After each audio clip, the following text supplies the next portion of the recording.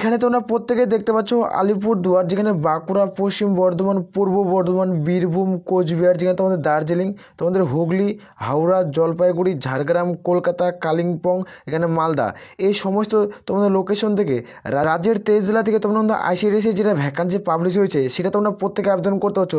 সহায়িকা এবং কর্মী পদের বিজ্ঞপ্তি, এখানে তোমরা রাজ্যের 23 জেলা থেকে তোমরা প্রত্যেকে আবেদন করতে পারছো। শুধুমাত্র যারা এখানে উচ্চ মাধ্যমিক পাস করবে তারা এখানে ফর্ম ফিল আপ কিন্তু করতে পারছো। তোমাদের টোটাল যেটা শূন্যপদ 36,000 শূন্যপদে তোমরা প্রত্যেকে কিন্তু ফর্ম ফিল আপ করতে পারবে। এখানে প্রত্যেকেই অনলাইনের মধ্যে প্রত্যেকে ফর্ম ফিল আপ করতে হচ্ছে, যেখানে তোমাদের মোট শূন্যপদ 36,000 শূন্যপদ, মোট যেটা শূন্যপদ 36,000 শূন্যপদে তোমরা প্রত্যেকে ফর্ম ফিল আপ কিন্তু করতে পারছো।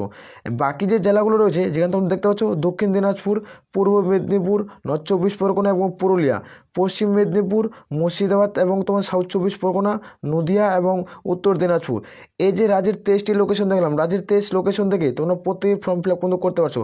আর তুমি কোন জেলা থেকে ভিডিওটি দেখছো অতি অবশ্যই কমেন্ট সেকশনে কমেন্ট করে জানাবে।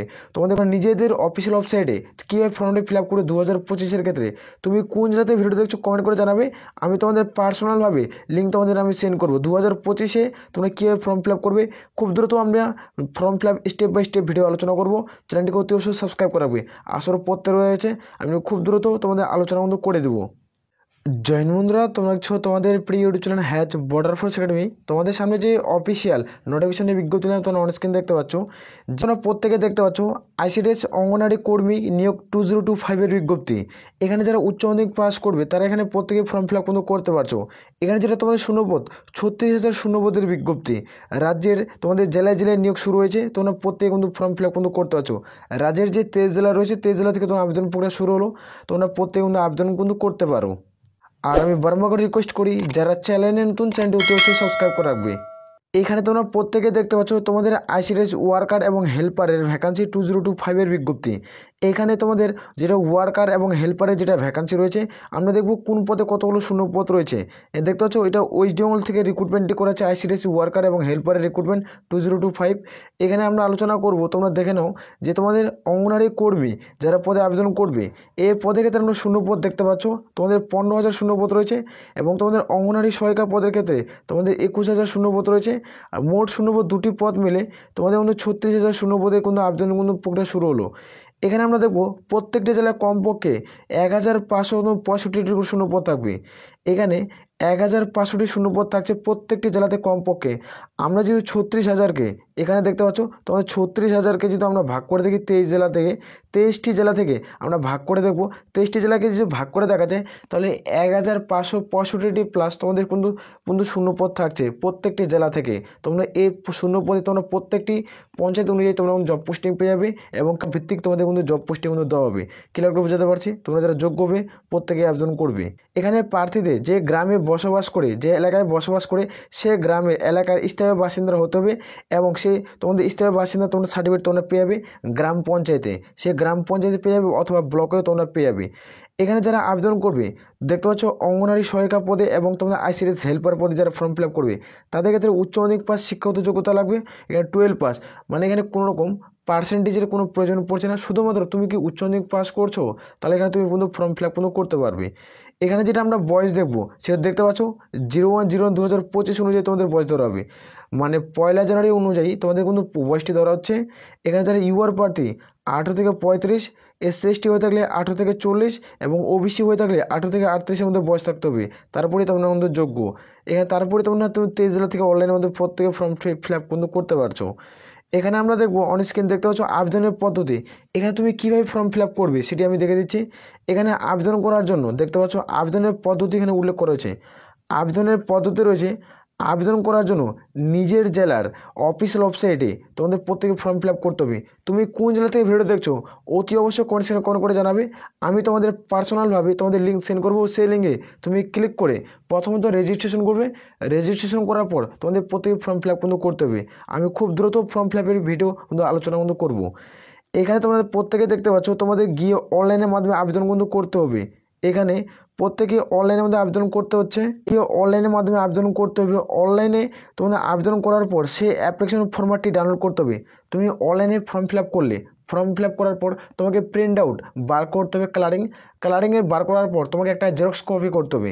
সেই জেরক্স কপি করার পর এখানে দেওয়ার পর তোমাদের নিজের যে ব্লকে অফিস রয়েছে, নিজের যে ব্লক অফিসে বিডিও অফিসে নির্দিষ্ট সময়ের আগে জমা করতে হবে। যে ডেটটা তোমাদের লাস্ট ডেট, সেই লাস্ট ডেটের আগে প্রত্যেকে কিন্তু জমা কিন্তু করতে হচ্ছে। লাস্ট ডেটের আগে প্রত্যেকে ওই ফরম্যাটটি তোমাদের বিডিও অফিসে গিয়ে জমা কিন্তু করতে হবে। তারপরে তোমরা কিন্তু অ্যাডমিট কার্ড কিন্তু আসবে। এখানে জেলাভিত্তিক নিয়োগ, জেলাভিত্তিকভাবে পরীক্ষা হবে। এখানে জেলাভিত্তিক নিয়োগ হবে, জেলাভিত্তিকভাবে কিন্তু পরীক্ষা হচ্ছে, সেটা আমি দেখে দেবো কীভাবে তোমাদের পরীক্ষা হবে। এখানে পরীক্ষার এক্সাম প্যাটার্ন কী রয়েছে, যারা আবেদন করবে তাদের ক্ষেত্রে দেখে দিচ্ছি যেসব কাগজপত্র কিন্তু থাকতে হবে। এখানে আবেদন করতে হলে এই সমস্ত তোমাদের ডকুমেন্ট কিন্তু তোমাদের লাগবে।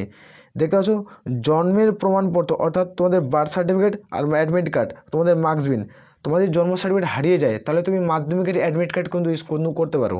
আর স্থায়ী বাসিন্দা প্রমাণপত্র, সেটা তোমাদের ভোটার কার্ড বা রেশন কার্ড কোনো থাকতে হবে। তারপরে আমরা দেখবো জাতিগত প্রমাণপত্র। এখানে জাতিগত বলতে বোঝা যায় যে তুমি SC ST OBC জেনারেল, তুমি কোন কাস্ট থেকে বিলং করছো সেই কাস্টে তোমাদের কিন্তু থাকতে হবে। এখানে প্রার্থীদের স্বাক্ষর, তোমাদের স্বাক্ষর লাগবে এবং 2 কপি পাসপোর্ট সাইজ তোমাদের ছবি লাগবে।